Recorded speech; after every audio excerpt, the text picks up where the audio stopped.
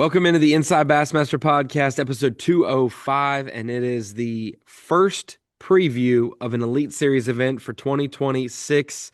Kyle, Jessie joining me as always, and Kyle, Lake Guntersville on tap. We're not starting in Florida. We're not starting in Texas. I know a lot of people were like, what? An Elite schedule, no Florida, no Texas? How lame.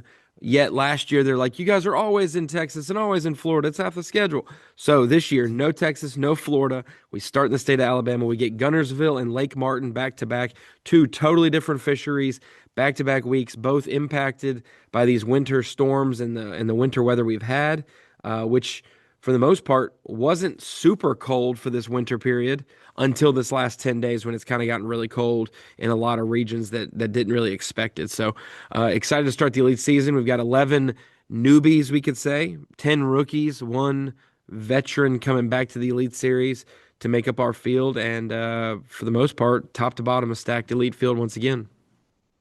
Yeah, absolutely. I mean, you said it. I mean, the entire winter up to this point has been pretty mild. The amount of guys that went over and pre-practiced and, the ones that fished a lot smashed them. And, we're thinking, man, this is going to be really awesome.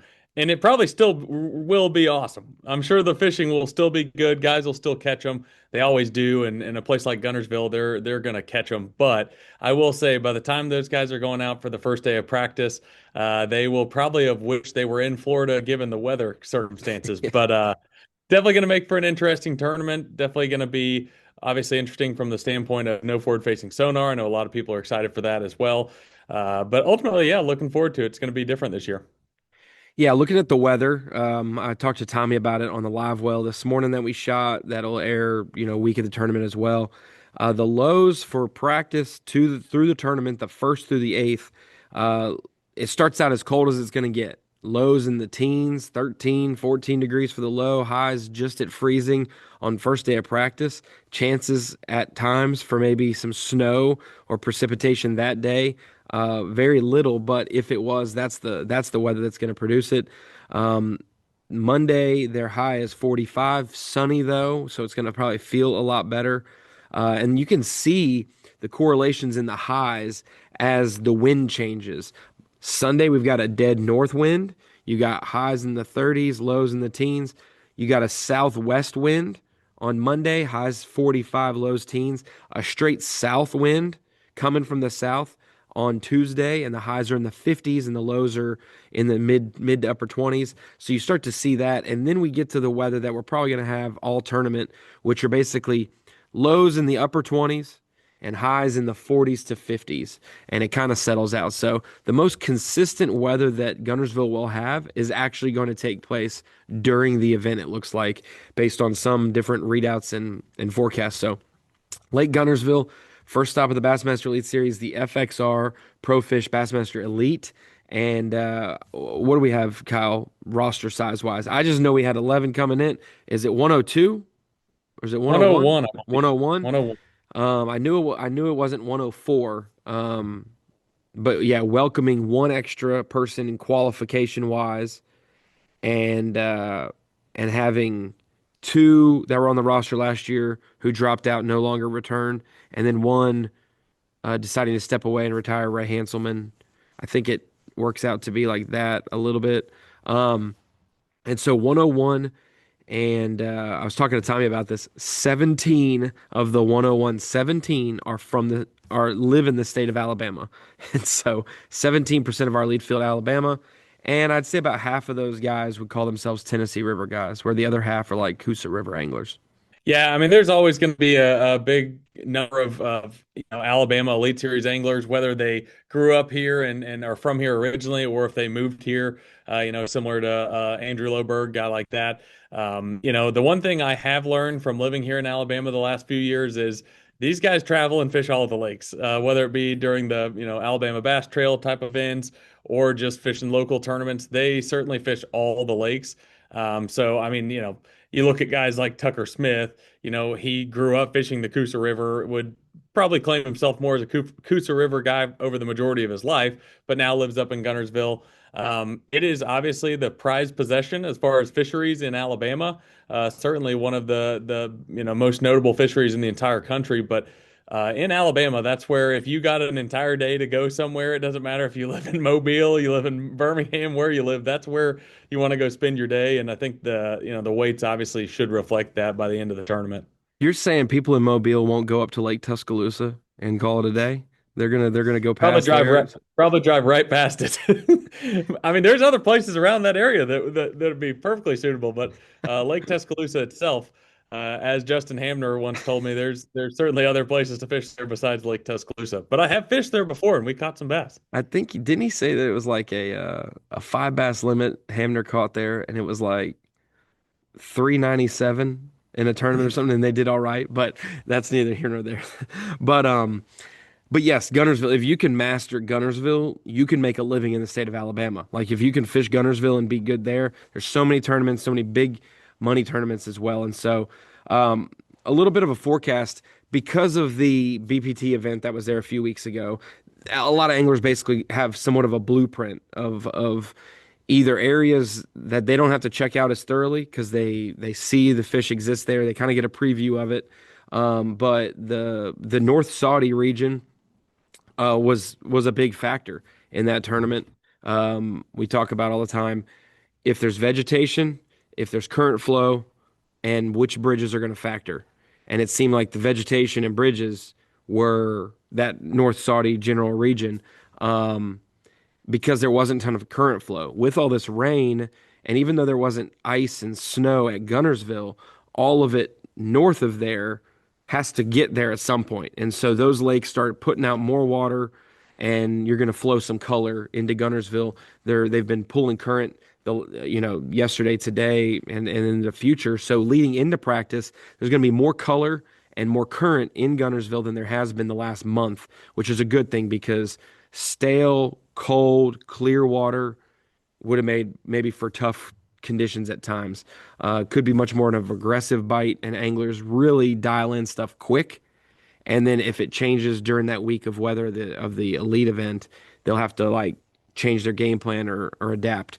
But they should be able to, even in cold temps, get off to a good start of figuring something out that suits them. So anything you have insight wise related to that weather and the current Guntersville conditions? Because like I described with Tommy, Guntersville doesn't really fluctuate a lot. Yeah, it might be like 2 feet high, but within the day it's going to get corrected because the lakes above them are drawdown in the wintertime.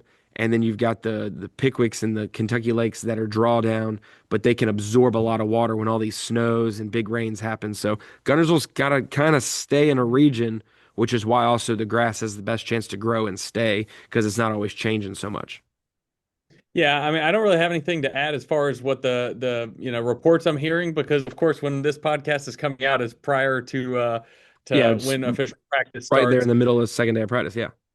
But if we were doing this, maybe the day after this podcast actually airs, I'll have a better idea because plan is to ride around with an angler at least one of the days of practice, and then I think Solomon Glenn's gonna ride around with an angler for practice as well. But to piggyback off what you're saying, regardless, is I'm just curious to see how it's going to play out because of what, like you said, what we saw in the Bass Pro Tour event. The amount of things that played in that event. You know, the conditions have drastically changed weather-wise just in the last week, week and a half, 2 weeks. Um, Water temp for sure.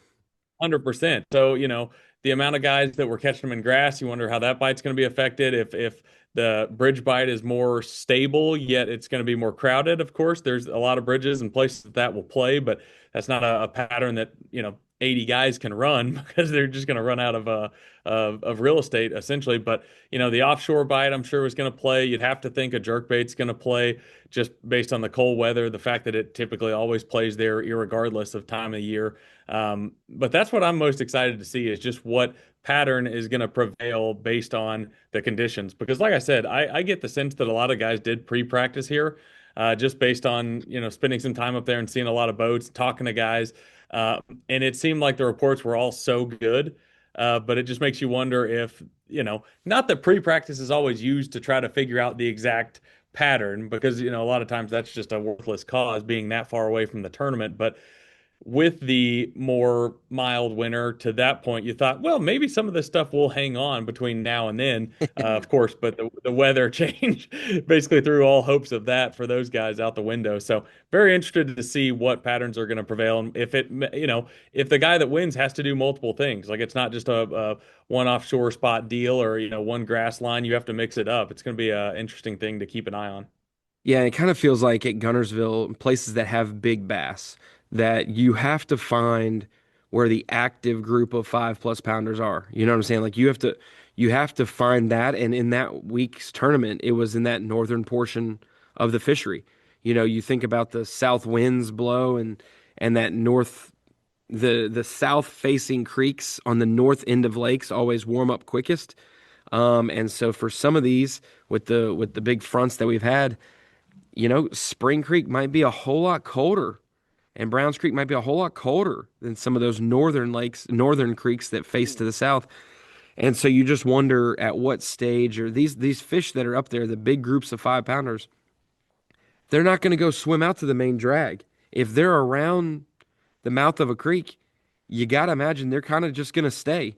They're not too severely probably affected by water temperature change like we would be because they live in it. They're acclimated. They need to shift 100 yards to get comfortable. Or if they're high riding in the water column, they sink down, or they maybe go high ride because of the sun that comes out. And so you just wonder what group is going to fire that week, or if you have two or three groups fire. Maybe a main drag group fires because they've been sitting out there in no current, more spaced out. We get some current flow, they all kind of condense, and you got that one cast type of deal on a bar or something. So, be something to keep an eye on. But man, we get to start on Guntersville. We really don't have too much tangible experience at Guntersville and Bassmaster events this time of the year. We've got classics, really just classics that are the ones that stick out. That's 2014 Classic that was in February with Randy Howe winning, the 2020 Classic with Hank Cherry winning the first week of March. Those are really the only two. The other times we've really had Guntersville show up, we've had Guntersville in the fall, like in the 75 Classic that Clun won. I think it was 75 Classic, 77, 75. And then you've got like the fall Elite Series event during COVID. And then most of the time it's been May to July for the offshore ledge fishing. Skeet Reese, Mike Iaconelli was a early post-spawn deal. We had that one season, I guess it was 15. We had Sabine River to start it. Then we had Guntersville. We had the Classic. No, 2015, we had the Classic at Hartwell, super cold. Then we had Sabine in March, and then we had Guntersville late March, I think. And that was the last time that the JM truck went to events because it was the Cal Delta and Havasu the next two. So it didn't go West Coast. That's what it was. So we did start an Elite Series season there, but it was the second event, and it was when the Classic used to be in February. So these events were in March, mid to late March. So just something to keep an eye on. We don't have a ton of cold water Guntersville experience historically with bass events data wise, but I know plenty of Toyota Series ever starts, things like that. They come here early and you kind of get a 3-day taste of what it's like. So let's jump into any changes this year for fantasy fishing. I always call myself the king, and I was so involved with fantasy fishing for the most part. And then I'm really just king in name only, and that's performance wise. I'm not behind the private side of it. That's you, Kyle, Jesse. So any new changes, anything that worked last year that you guys got good feedback that you said, let's keep doing this for next year? Well, and the name is self-proclaimed, so I mean that's a whole nother conversation there, of course. But When you win and not win and win and win and win, it's hard not to. And then once you win and you feel confident, then you start losing, you got to still just channel the wins and just take it as this is you really, to be honest, it's like the Kentucky basketball fans. They win and win and win and win with Calipari. They get a little greedy. They think that they're better. Then they hire Mark Pope and they realize they're not as good as they thought they were. And you just got to regroup. And so I'm transitioning over to my Calipari Arkansas era. By the time this podcast airs, that might be a bad take. They We still are a really don't know. worse team. They're still a worse team. You could take the head to head as a prideful Super Bowl for them. They're still a worse team than the Razorbacks. There's not a team that's faced a harder schedule that has came out and played as good as they have as they've got a Player of the Year candidate on the Razorbacks. Yeah, so back to fantasy fishing. As far as changes, no major changes. This will be the second year of the TH Marine Pick'em Challenge. Obviously, that went over really well last year. Super exciting to have that back as well, and have some exciting matchups on the docket for the first event. Still having the OG game, Rapala Bassmaster Fantasy Fishing, which is what we're going to go over today, as well as Falcon Rods Bassmaster Drain the Lake Challenge. All the features that we've added, the last few years being the text reminders, the bass track, all the things should be the same. It is a little different because last year there was so much work that went into to the pick challenge game that this year almost seemed to be easy. So knock on wood that everything's taken care of as much as I hope it is. But yeah, it should be another fun year of fantasy fishing. Obviously, the prizes are unbelievable. We were just talking about that the other day. If for nothing other than the prizes, it's worth playing because it's entirely free. If anybody's listening to this at this point that's not playing, I strongly encourage doing it. It's just like fantasy football in the sense that it gives you another reason to be that much more engaged with the tournament. You have a rooting interest as to who's doing well.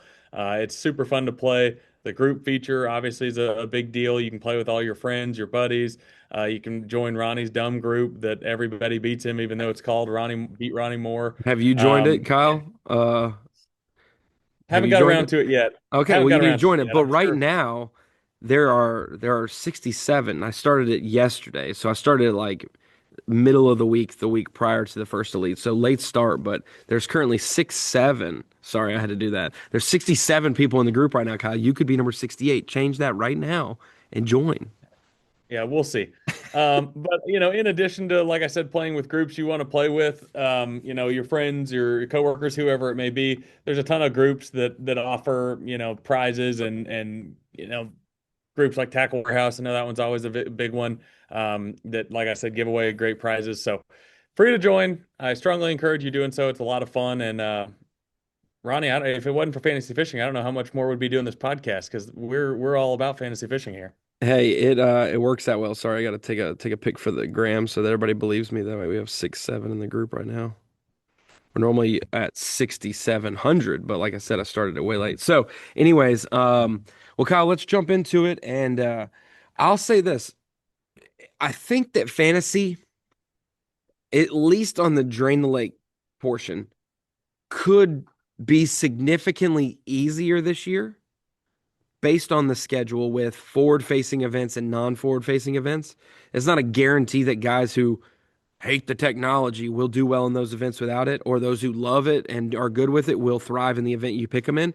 But boy, when you got a split schedule, you can use some guys and go heavy on some guys, and you're not trying to debate on which event that someone's going to find a group of fish offshore, with their electronics.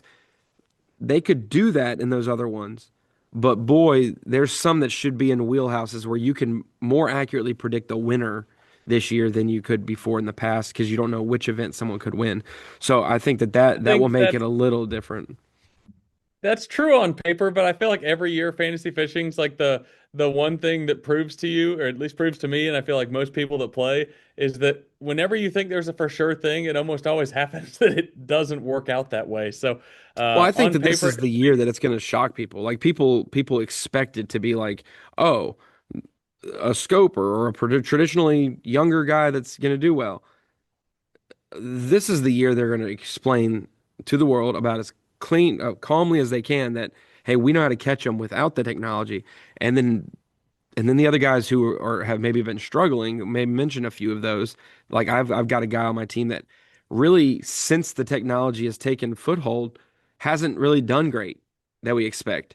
But I expect to see him show back up at least in half the events and have a good season overall. And so, but that's all I'm saying is like, um, you can strategically place guys a little bit better than just Sure, saying they have experience at this lake sure. because you could never be to a lake, never go to a lake, use the technology and find a group of fish that week that worked, and you still relatively don't know a bunch about the lake.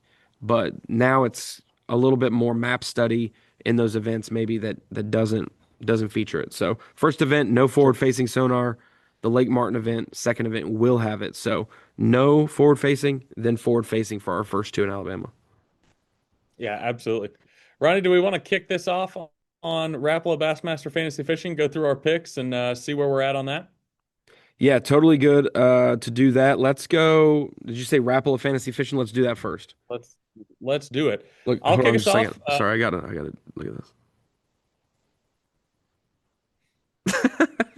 Okay. Rapala Bassmaster Fantasy Fishing. Let me get my team pulled up. Um, and look at the five buckets. Now, you, Mr. Jesse, are one of the key people devising these anglers into their five buckets. Tell me what aspect that you chose. How did you divide them this year or choose to divide them? It was tough. I just, basically went based on the Angler of the Year standings from the end of the year Yeah, last year. Took the uh, took the rookies and newcomers, and then just sprinkled them throughout the buckets, um, somewhat accordingly. I mean, I think a lot of times, I think with this rookie class, they're all so talented, like they are every single year. But you'll see like a Fisher Anaya's in bucket A. I just think a guy like that for this tournament specifically definitely deserves to be in bucket A, and obviously had a great year on the Open last yeah. year. But AOI. Yep. strategic, semi-strategic, like I said, you could have justified throwing just about any two anglers from the new upcoming class into any of the buckets, but And it you was gave the one non-rookie returner with Russ Lane. He's in bucket A as well. You threw a veteran in there. Okay. veteran Alabama guy. I think it makes sense to have him in bucket A. Yeah, when if you surely went by bass tournaments or bass winnings, um, yeah, of the bunch, you got the AOI and the longest tenured angler both getting into bucket A. So let's go Correct. into bucket A, and we almost probably can say the name at the same time. We may be matching on this one. I normally don't go heavy chalk, but I think this is just one of the most highly anticipated angler, uh, not debuts, but starts to a season on a fishery.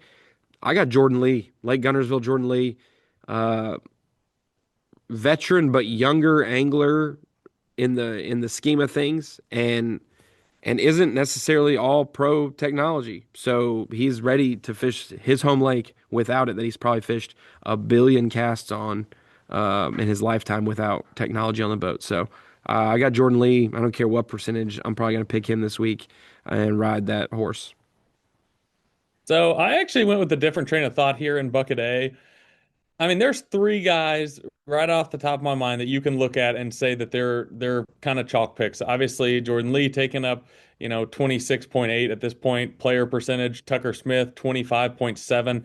I mean, that's over 50% of the player percentage based, eaten up by those two guys. I think you could throw Fisher and I in that same bucket. He's at 9% right now, which is I want to say looks like the second or fourth, excuse me. It is the fourth highest player percentage behind Trey McKinney and Jordan Lee and Tucker Smith. But I took this opportunity to take a bit of a risk because I think there's so many. I mean, obviously, it's always going to be like this. Bucket A is going to be loaded with guys that are on fire, had a good season last year in this case. I'm going with Seth Feider in Bucket A. I Okay. think Seth, I like it. his track record at Guntersville speaks for itself. He is an outstanding angler when it comes to submerged grass. Obviously, Guntersville is chock full of submerged grass of different varieties.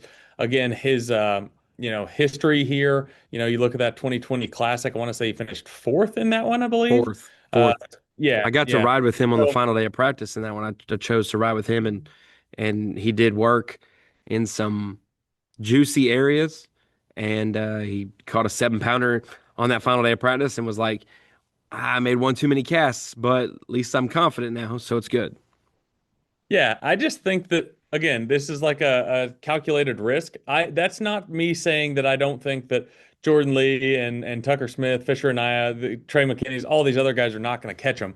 I just saw Seth Feider with all the intangibles that I just mentioned at a 2.9 player percentage and thought, it's kind of hard to pass up. I went a little heavier player percentage the rest of the way, but I thought this was a good calculated guess, or good calculated pick. I wouldn't say it's a guess, it's a pick. Um, you know, Seth Feider, I love it. I think that's a stellar pick. And you know what? He's not going to be afraid of the cold. It's going to be cold, and a guy from Minnesota is not going to be upset by bundling up, putting a little bit of his duck hunting gear on, I'm sure, getting out there and getting with it. So Seth Feider's my bucket A pick. I like it. Kick us off for bucket B because I made a pick and then switched a pick, but I still really like my I still like the two guts that I thought about, like the one I chose and the one I didn't. So I got Easton Fothergill in bucket B. As I mentioned, obviously a little more chalk, if you will, in my bucket B pick. He's at 17.1% player percentage right now. Kyle Welcher is actually the highest in the bucket at 33. 33.1%. That's really high, I thought. Um, I mean, he might end up winning the thing, but I just saw that and was a little struck by it because you've got even a Wes Logan in there that's, his two Elite Series tournaments at Lake Guntersville have been both top fives. Of course, different time of the year, but I But don't if he know. I gets a think top five this week, then he's got to been three different seasons of the year he's gotten a top five. so. The Wes was the pick I wanted to go with at first, just because of the numbers, and I think that he's definitely fished up there this time of the year. It might not be tournament evidence that, through B.A.S.S, but Easton, I think, last year after a slow start, really about as bad as you could get off to a start, the first two Elite Series tournaments, turns around, wins the Classic, and then just doesn't look back from there. I expect Easton to start strong and finish strong in 2026. He's definitely one of those guys, which I could say this for a lot of them, to be honest, that get thrown into the whole scopers category and that's all they're good at. I just am not buying that with Easton one single bit. Having covered him in the college series, through his entire time, um, I've covered him on the water enough to know that he's plenty good doing other things. I think he proved that last year in a couple events as well. I think Easton's going to have a big tournament, and obviously the 17.1% player percentage would mean that quite a few other people believe in him as well. So I'm going Easton Fothergill. So you said Fothergill and Wes Logan. Was there a third person you maybe considered? Because I've got three names I'm throwing out that haven't matched any of your guys yet. So this is going to be a really diverse and really stacked bucket, but it's a lot of You're guys to going. I consider. know exactly what you're doing. You do this every year. You're going Brandon Lester. No, no, no, no. Really? He's going to be one I named. But okay, so Brandon's three a great pick in bucket B too. three names to consider. I had Brandon Lester picked. He was the one I switched off of. Okay, so Brandon Lester, 8.4%. Man, it says Fayetteville, Tennessee, but dude is a Pickwick and Guntersville, just savant. So good. Um, really good cold water angler. Whether he's fishing his home lake for crappie in the off season, whatever it may be, he is well prepared to fish in the cold and succeed in the cold. And so Lester was my pick that I thought about. Then I was looking down the list because I kind of clicked it quick. I needed to set a team before I made the Beat Ronnie Moore group. Like it makes you set a roster before you create a group. And so I set a roster and then I went to do it today to relook at it and was like, let me just consider somebody else.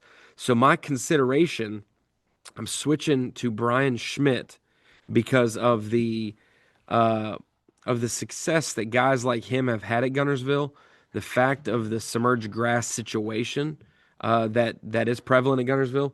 I really expect him to do well. And he's been fired up for the season for a good while now, ready to go. Boat wise, he's gotten his adversity out of the way in the off season of trying to just get it all ready. That he's this lines up for a good fastball tournament immediately for him. There, I expect both names to be in play. Another name that people will not know to choose because just like a scoper, they've put him in this corner, and that's Drew Cook. Okay, everybody thinks when the fish think about spawning, you think about Drew Cook. Boy, if he pulls out a trap and a bladed jig, it could get ugly. It could get ugly at Guntersville. He has so many good finishes through the college series at Guntersville, this general region. This is the time of the year that the all the semi-pro and college events fish Guntersville back in the heyday of or the early seasons of college. And I say heyday meaning like '08 to 2013. I mean '08 to 2016. That 8 year span, there was a ton of early season Tennessee River events and Cook, man, he is just so good. Almost would go north for fun fishing from Florida, and he would go to Guntersville when it was snowing and bad, and would catch the crap out of them, dot their I's, so to say. So good at Guntersville. So those are the three I'm considering in bucket B. Watch out for Drew Cook. Um, watch out for Brandon Lester, and obviously watch out for Brian Schmidt. I'm picking him in bucket B, but those three, I could see all three of them doing something different than each other and making the top 10. Yeah, I like all three of those picks. And when you were talking about Cook, I can vividly remember covering him on the water at Seminole throwing a trap. And you think about like the similarities between those two lakes. They have plenty of differences, absolutely. But some of the way he was catching them early on in that tournament a few years back, I mean, it's kind of textbook Guntersville as well. So Seminole obviously, and great pick. Eufaula, Alabama are the two lakes that teach Florida anglers how to fish offshore types of stuff, right? You think Sure. about Florida, this is all you do, fish like this. Well, you have a lot of those tournaments that do the border tournaments, and they just creep into Georgia and get some Seminole and creep into the Georgia Alabama portion and get Eufaula, Alabama. And like those lakes have taught those guys a ton. Cook is definitely one. So that's my bucket B pick, Brian Schmidt. So I've got Jordan Lee, Brian Schmidt. We get to bucket C. I'm going Tennessee River Hammer. Been that way for a long time. I think he's the not the only. We got a couple old guys and young guys' bodies, but a good old 65-year-old living in a 30-year-old's body, and that is John Garrett. Just his style of approaching the Tennessee River is definitely of an old school mentality, and I didn't think twice picking him in bucket C. Um, there are a couple other names that came to mind. Keith Combs kind of piqued my interest. Dakota Eberg piqued my interest. And then Andrew Loberg is definitely one that should be Sure. considered. But John Garrett, I clicked it, didn't hesitate, haven't changed it. Sticking with John Garrett. Yeah, I mean, there's so many names in that bucket that you could easily see, and you'd say that pretty much across the board. But even a Hunter Shryock, obviously his experience on Chickamauga and the Tennessee River now, based on his proximity. I gotta be honest, I feel really bad about my pick now after your pick because my pick is also John Garrett. Let's go. That scares me to death because typically I just like to disagree with your picks regardless. But for the same reasons that you mentioned, I mean that's just where he, you know, cut his teeth fishing the Tennessee River. Growing up, I mean he's obviously known as one of the better Tennessee River fishermen on the Elite Series just based on tournament success. Having fished there for so long. And another thing that factored into my decision for John Garrett is John was I mean, not one of, he was the quickest starter from last year. I mean, you look at that, obviously that Oh yeah. changes year to year. But he had two outstanding events back to back last year, kind of fizzled off towards the tail end of the year. I like him to start fast this year, stay strong, have a steady season, and right the ship later in the season, and end up making the classic and among other things, hopefully for him. But That makes you bucket know, C easy.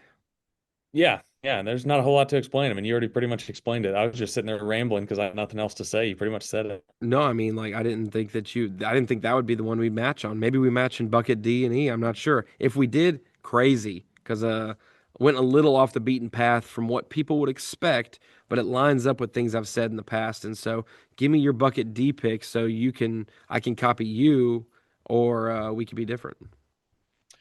I am going with Bo Browning in bucket D. Uh, Because he caught I'll one off the bank at Hamilton in the snow on a crankbait. Is that why? No, it's more the fact that, and I'm not saying anything that he didn't make public knowledge, so it's not like insider information, but he was one of the guys that had spent a good amount of time on Guntersville pre-practicing.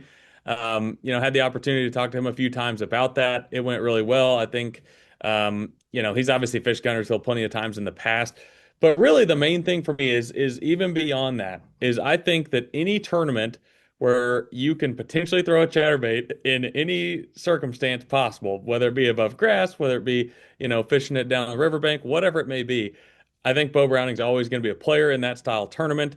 Um, I think if the conditions get right and allow him to throw a chatterbait over the top of some grass, he's going to be a big player, good angler with the jerkbait as well. I just like Bo Browning to start strong this year and have a big year. God, could you imagine Brett Height in this tournament? I want to see Uh, 100 pounds on a chatterbait again. Man, we could do that. yeah. I mean, I just read Lee Livesey's column. He thinks that the possibility of 100 pounds is still there. So we'll see. I have just short of that in my prediction, but we'll get into the weight prediction at the end of our buckets. Bucket D, I got Sam Hangy. I put it in my rookie prediction. Grew up on the Tennessee River, north of there in Knoxville. Fished at Auburn. Plenty of expertise fishing around a lot of lakes in the college series. It really does get you up to speed to prepare you for the Elite Series and the Opens and things like that. But Sam Hangy, of the rookies, I predicted he would be the Rookie of the Year leader after this event. So because I put that in writing on paper or digital paper, Microsoft Word. Um, I truly believe it. I'm sticking with it. I think Sam Hangy and Bucket D 0.6% did not factor into my percentage picking at all. It's more so accountability. But yeah, if you did have to pick, there are some Tennessee River guys that you could consider, with Swindle being home there, Mullins doing well at the Tennessee River in the past, Randy Howe living there. You've got Christie in this bucket. You got Airy, who's done well here in this bucket. Jacob Fouts is a Tennessee River guy. You got Hackney. So this is a stout bucket for everyone. And it would really, if we organize the meeting, the registration meeting, Kyle, based on fantasy fishing buckets, Sam Hangy might be a little intimidated being in his bucket, but I think he is the most ready to jump out there and start strong, just especially with the way he is laid back and well prepared. So Sam Hangy, don't let me down. But I expect something big from the Knoxville native. Since he did come up short at a couple EQ events of making the classic, I think he's going to start freaking strong at Guntersville. Have the Rookie of the Year lead. Bucket D, fantasy fishing. I dig it. Ronnie, who you got in bucket E? Bucket E. I really didn't know who I wanted to pick here. I felt like I was almost going to pick another rookie, and then I switched it up and I was like, "There's no way I can have two rookies in my fantasy five and feel like at all safe." I mean, you just that's risky. But I'm going to go with a crankbait loving JDM chatterbait fanatic glide bait extraordinaire Kenta Kimura. Give it to me. Kenta Kimura is a great Tennessee River angler overall, I feel. Maybe on some other lakes we've seen.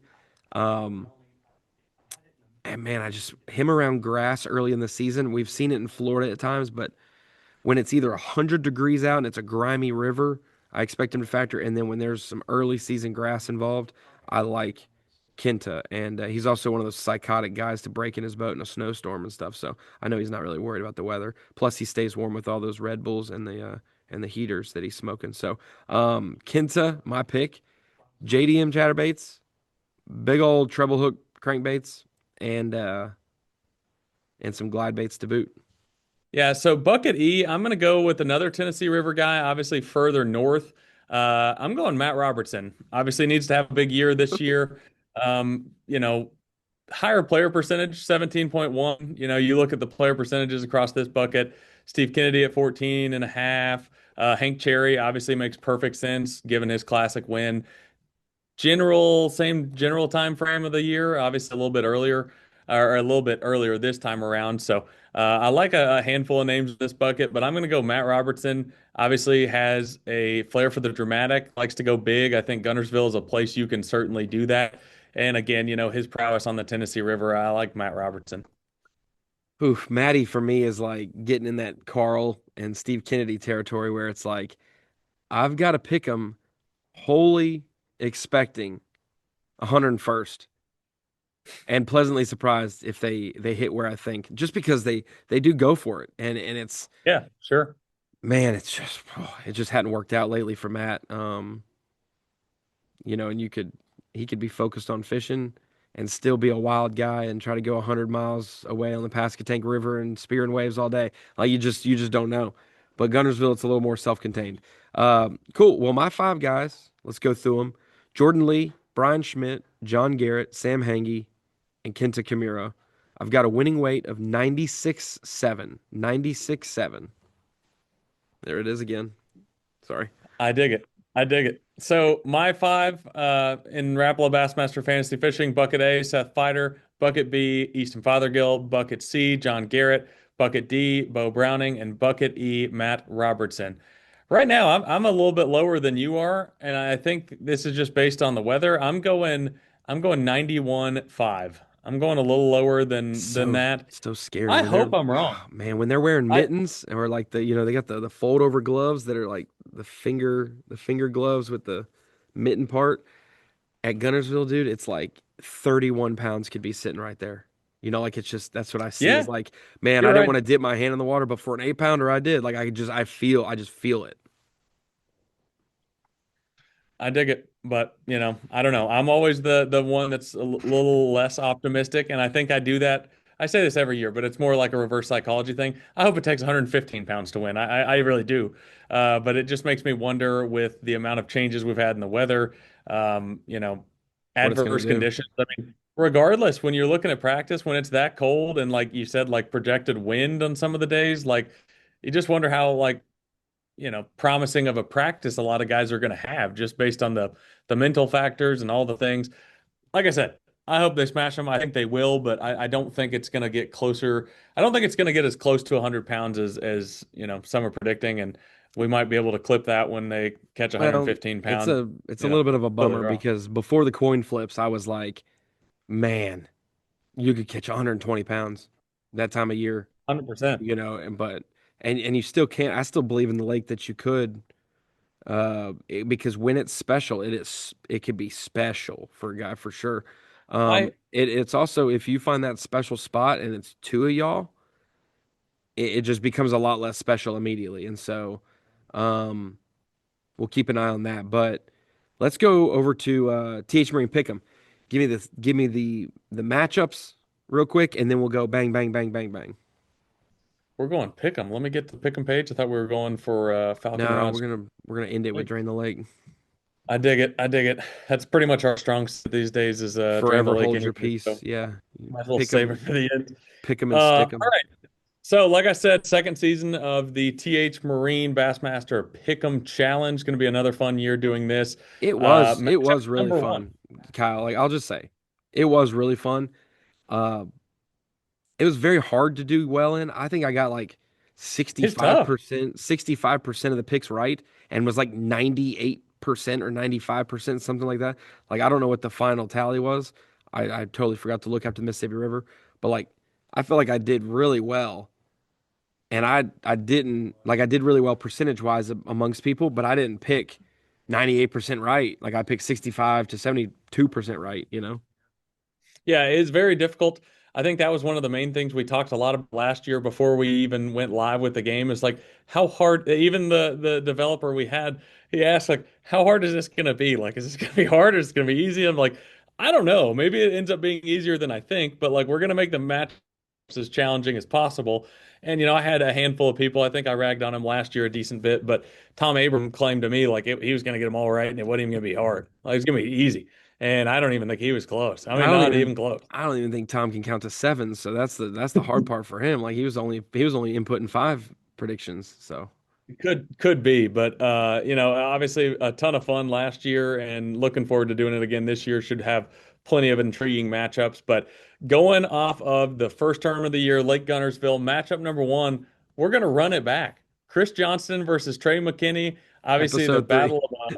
battle of the ages last year, unbelievable. Watching those two go back and forth with Jay Shakira down the stretch, and those two, obviously, the last two tournaments was just so much fun to watch. We're gonna run it back, see what goes on there. First tournament of the year.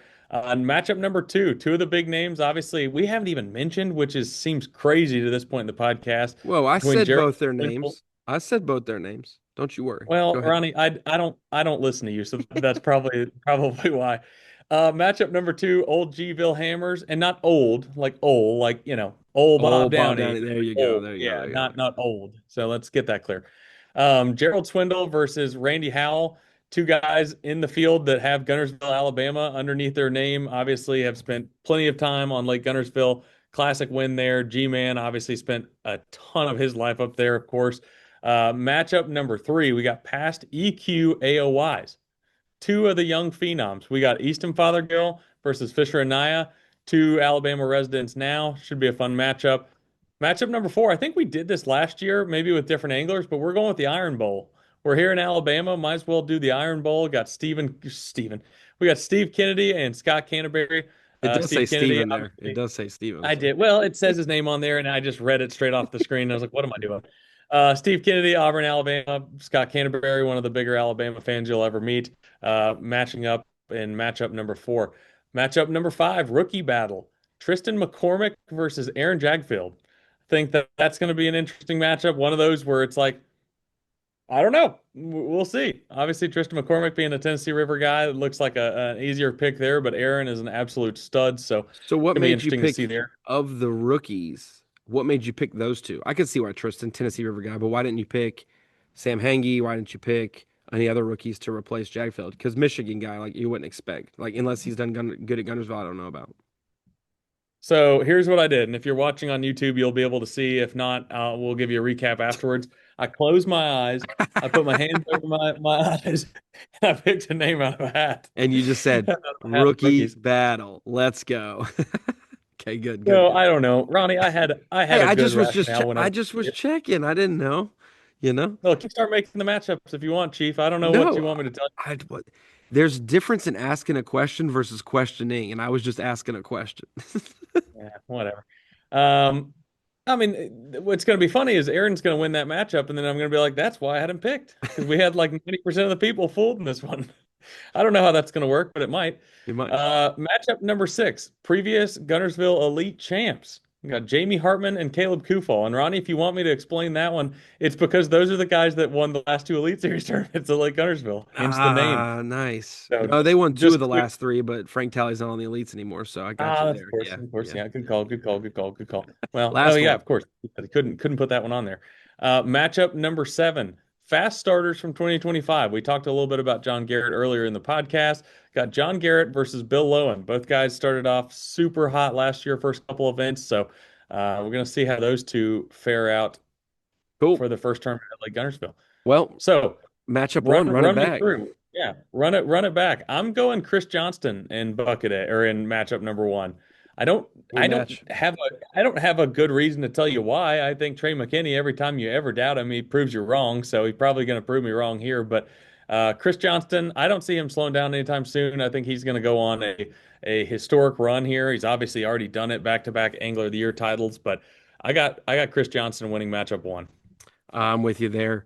I think that Chris um, gets to flex a little at the beginning of the year. I think it's a safer pick, right? I think it's safer uh, because he didn't have any bombs last year.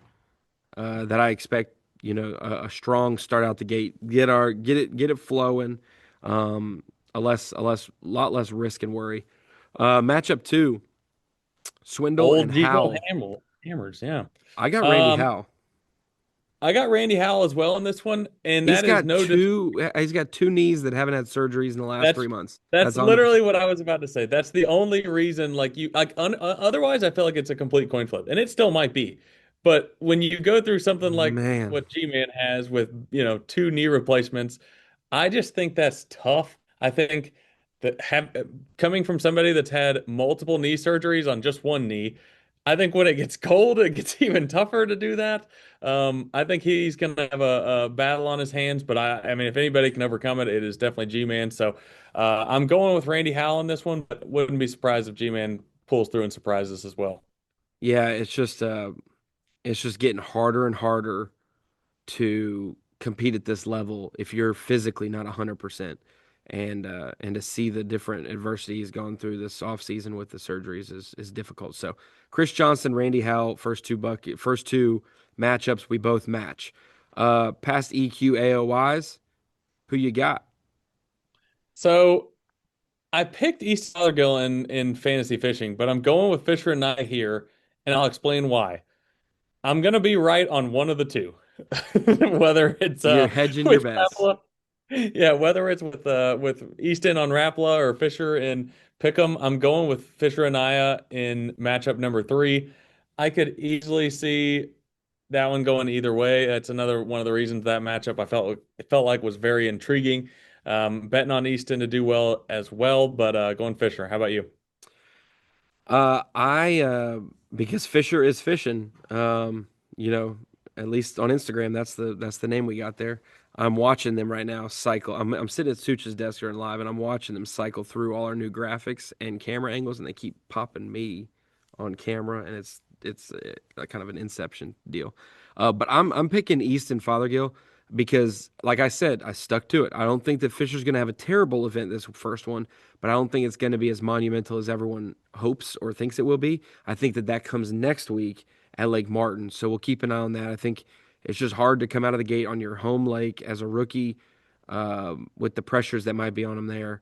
Um, so Easton Fothergill plus Easton said someone has a potential to win this tournament on a minnow without forward-facing sonar. And then he said, I'll just stop talking at this point. So I feel like he's fully prepared and knowledgeable on what it's going to take to fish for groups of suspended fish or groups of fish off the bank without needing live technology. So we'll keep an eye on that. So we first differ in matchup three, where I picked Easton and you picked Fisher. So the Iron Bowl. I got Scott Canterbury over Steve Kennedy because you know my rule. Can't trust Steve Kennedy unless we're going to lunch because he's a great guy. But fishing, I just don't know. I don't know who's showing up. He's like you said, he's just such a go big or go home guy, and just like in the way that he fishes, not just because he's a swim bait guy and he does well with that. It's just like he's not afraid to go for it, which is a great quality to have. It's just not a great thing for fantasy fishing because it's Not if just not a someone's safe, picking you or putting money on you. just Yeah, just not a safe bet. if there was a bass bet and you were hedge, no, you can't do it. That's like plus 800. I don't know. I don't know Yeah, why. I'm going Scott Canterbury as well in that one. Matchup number five, we got the rookie battle, or otherwise known as the criticism battle, which is It's just coming a from Ronnie's question. Just criticisms a of the question. matchup. Um, you're gonna go with Kristen McCormick here, and I just am. because I want to prove you wrong, I'm going Aaron Jagfield. He's going to Before we absolutely know smash. it, Kyle's gonna switch who the matchup is, and it's gonna be Tristan versus somebody else, and say like, "Yeah, I was just picking somebody else." That's what it's gonna end up being. No, I'm going Aaron. I'm riding with Aaron here, and Tristan's gonna hear about this. And he's gonna be mad at me, but I'm just know I'm doing this because of Ronnie, just out of Yeah, spite of Ronnie. Easton and Tristan are gonna be mad at you. That's crazy. Well, Uh, again, Easton and his dad can't be mad at me for not picking him in pick him because I'm going all in on bucket B of Rapala. So I I didn't mean, come hear on. all in your voice. I heard I'm picking him kind of in bucket B. Okay, matchup six: Jamie Hartman, Caleb Kufal. I got Caleb Kufal. I just haven't. I don't. It's hard to say this. I can't remember the last time I looked at a weigh-in leaderboard. And this is harsh as crap. I can't remember looking at a leaderboard and being like, "There's Jamie Hartman." Like I just don't. I just. It's been a few years. It's been a few years since there's been that big splash moment for him. It battled some other injuries and adversity as well, but he's just been going with the flow, and I haven't seen that big rise up moment. And so, uh, yeah, I think Caleb Kufal. Plus, I've never seen someone more giddy to take off their technology, and Caleb Kufal made a whole video about it. He's like, "Look at this! This is the last time I'm gonna have this on my boat. I'm taking it off." So at least I know he's gonna be giddy fishing in the cold. So Kufal is the pick, and for me, there between him and Hartman. I dig it. I'm going Kufal as well. I don't believe they're going to be biting a vixen very good in this tournament. So I don't know that they'll be punching mats either, but it's probably a stronger possibility on the latter if you had to pick one of the two. But I'm going Caleb Kufal. I think that, he's a better winder than people give him credit for, like, chatterbait, spinnerbait, whatever it may be. I think that could be a big player for him. But yeah, I'm going Caleb Kufal. Matchup number 7, fast starters for 2025, John Garrett versus Bill Lowen. Surely to goodness, we're both going John Garrett because we both picked him in Rapala. Yep, John Garrett for me there. Nothing against Bill Lowen, just everything for John Garrett. So it looks like we match up in all but two. Yeah, I We went with we differ Aaron with the and rookies and we yeah, differ yep, with the AOYs from the EQs, right? that's exactly right. Yeah. Okay. 5 out of 7. We will keep an eye on that. We have the chance to actually still tie because the two that we both differ in could flip flop. Oh, cool. Well, there it is. TH Marine Pick'em, a pleasant surprise to the fantasy game aspect that was added last year. Now, Kyle, let's get to Falcon Rod's Drain the Lake, a game that I like a lot, and I think the game that's most impacted, in my opinion, on the forward-facing, non-forward-facing events and the change there with the way you can dole out your guys. Because in this lineup, you have 8 picks, but you can only pick them one time per year. Once you pick them, you lose them the rest of the season, so you got to pick them on their high points. Really, when I think about Rapala Fantasy Fishing or TH Marine Pick'em, I'm picking a guy that's not going to bomb. That's the goal. You're picking a guy that's going to do solid to possibly have a chance to do good. You're picking a guy that's not going to bomb. And in this one, Drain the Lake, you're trying to pick the guy that's going to win or have his best finish that week because that's the only time you're allowed to pick him. And so, not that you're not picking that for Rapala, but you could pick Seth Fighter every single tournament if you wanted because you're a big fan. But this one, you can only pick him once, so you better pick him on his high week and the one he's going to win. So I'll go through 4 real quick, and then you give me 4, and then I'll finish mine up, and then you finish yours up. We've mentioned a lot of these anglers previously, and if we haven't, we'll give a quick thing. But my first 4, and I'm going to go off guys that I've mentioned, thinking about picking or picking, but that's Brandon Lester, Andrew Loberg, Sam Hangy, and Dakota Ebear. Those 4 guys, Lester, Loberg, Hangy, and Ebear, were either all considerations in Rapala Fantasy or were my pick in a given bucket. And so that's my first 4. I like it. I'm going Fisher Anaya, Tucker Smith, John Garrett, and Buddy Gross. Buddy Gross of those 4 is the only one we really didn't mention. Obviously, we know he's a big Tennessee River guy. We know he can catch him on a trap, fishing above submerged grass. I think this is a great tournament to get him on, get him off on the right foot to start the 2026 season. Name that we haven't really talked about, but I like Buddy Gross in this one as well. Good, good. He has to keep them buttoned up. He's got the unorthodox way of hooking fish on trebles and getting them to the boat. And boy, he could have 120 pounds on. He's just got to get He's got to get 96 to the boat, right, Kyle? So that's the goal for Buddy because he knows how to find them on the Tennessee River and target them. My last 4, a little bit more. I had some youth mixed in the first 4. I got a lot more veterans in this last 4. Stetson Blaylock, John Cruz, Randy Howe, and Clifford Perch. I mentioned it, guys who maybe have struggled since the inception of live scope, even though they were great electronics anglers, but now it could come back to them and they could find some more rhythm and routine again. Clifford Perch is the guy I was talking about and thinking about. Really, he was a 2D savant up in Great Lakes fishing, and it just hadn't trained. You'd think that like Aaron Martins, Clifford Perch, like they would master forward facing sonar. We always talk about those guys in that way. It just hasn't been that way for Clifford Perch, but I expect a little bit more traditional style of targeting to come back and Clifford Perch to really kind of flex the top 25 in AOI that he had been doing for so long.